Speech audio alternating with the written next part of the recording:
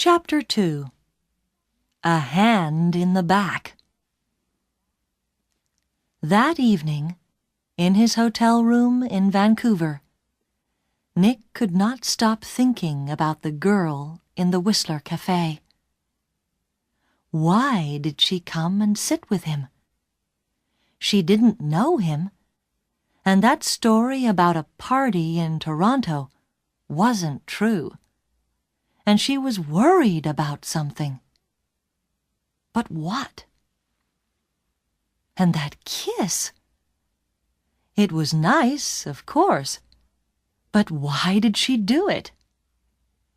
Maybe she liked my face, Nick thought, or my brown eyes. But I'm not going to see her again, so it doesn't matter. Forget it. He put some money in his pocket and went downstairs to the hotel restaurant. But there were no free tables, so he walked down to Gastown and found a restaurant there.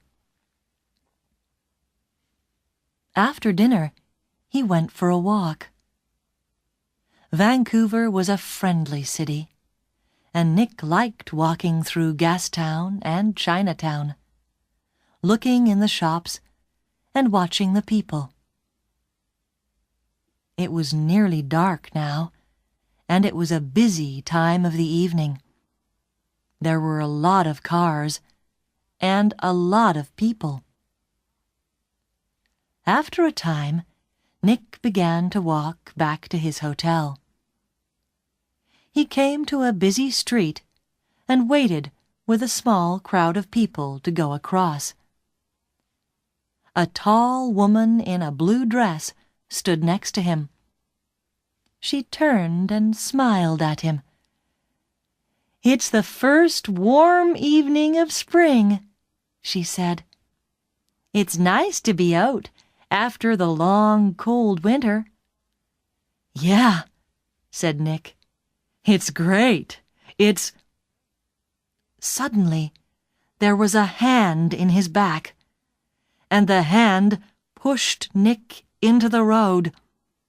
Nick fell on his face in front of a big green car.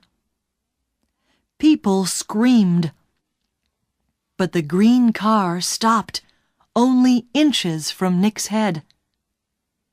The woman in the blue dress ran into the road and pulled Nick to his feet. "Are you okay? What happened?" she said.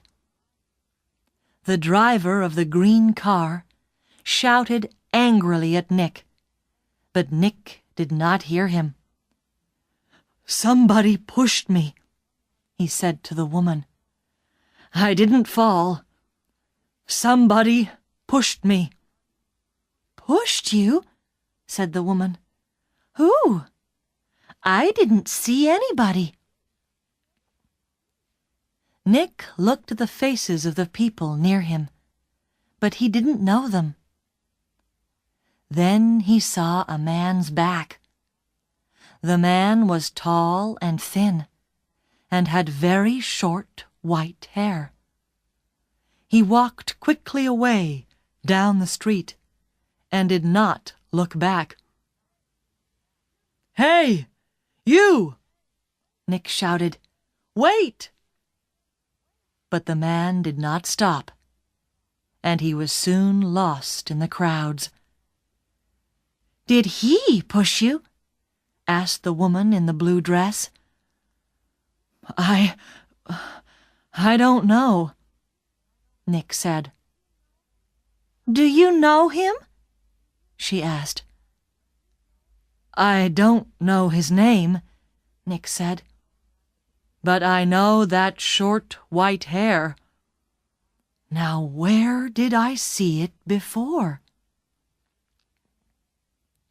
The woman began to move away. "I must get home," she said. "Are you okay now?" "Yeah, I'm okay," Nick said. "And thanks. Thanks for your help." That's okay. The woman smiled. Be careful now. Back in his hotel, Nick sat on his bed and thought. It was an accident. Nobody pushed me. It was an accident. Nobody wants to kill me. And there are hundreds of men in Vancouver with white hair. It was 1 o'clock in the morning, but Nick couldn't sleep. He listened to the cars in the road, and he looked at the night sky through his hotel room window. Then he sat at the table and tried to write some more of his book about mountains. But he couldn't think about his work. He got back into bed. There were 4 or 5 magazines in the hotel room. They were not very interesting, but Nick sat in bed and opened one, and saw a photo of Mystery Girl. He looked at the picture very carefully. But yes, it was her.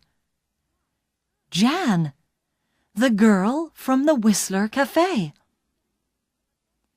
She was next to a man of about 50 or 55, and they were in the garden of a big, expensive house. They smiled at the camera, and they looked very happy. Canadian millionaire Howard Hudson and his daughter Meg, it said under the picture, at their home in Toronto. Meg Hudson, not Jan, not Mystery Girl. Meg Hudson, the daughter of a millionaire. Nick read it again. Why did she come and sit with me in the cafe at Whistler? He thought. Millionaires' daughters don't sit with strangers in cafes and then give them a big kiss when they leave. Why did she do it? What did she want? He thought back to the cafe in Whistler and the girl next to him at the table.